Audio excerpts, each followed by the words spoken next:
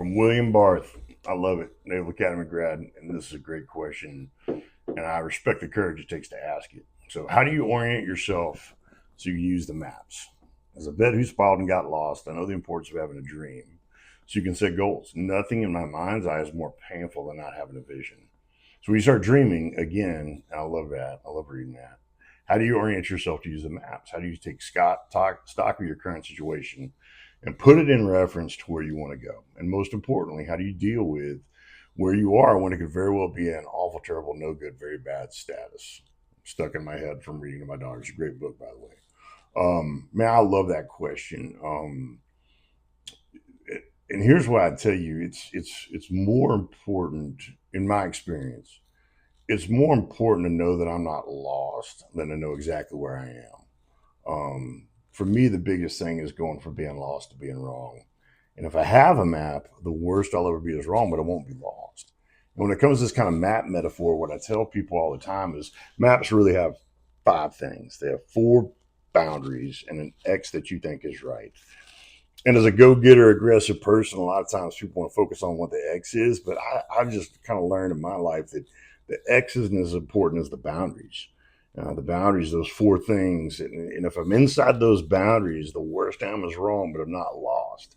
And I can't be lost, man. I've been there, don't want to do it again. And so as long as I'm wrong, I can work with that. And so for me, the boundaries are the most important thing. It's, the not with, not without, no sooner than, no later than, not before, not after. Kind of all these things kind of govern us. I got to make sure I'm not where I'm not supposed to be. And if I know I'm not where I'm not supposed to be, then I'm either somewhere new or I'm somewhere on this map, right? And a lot of times the new places are on the map, and a lot of dreams have changed.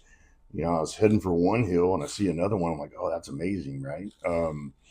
But being on the map's the most important thing. So I think to answer your question is you can't orient yourself until you're on a map. And once you're on a map, the more time you spend on that map and the more time you spend in the right places, around the right people who are doing the right things, those X's kind of reveal themselves. And we're encouraged by that. I said this years ago. I don't remember what I was doing, but I said, there's no X on a map where you get to and everything's great. There's no house, no spouse, no job, no whatever, where you sit back there and you're like, all right, this is it, man. I don't know a single person that's like that. I just don't think the world does that, right? What I think there is I think there's X's worth going to and people worth going with. And with my faith, I just feel like you bounce around towards Jesus till you meet him. So the most important thing is to know where I'm not supposed to be, when I'm not supposed to be there, who I'm not supposed to be with, and just kind of get on that map and go. And then the rest kind of reveals itself when we're not lost.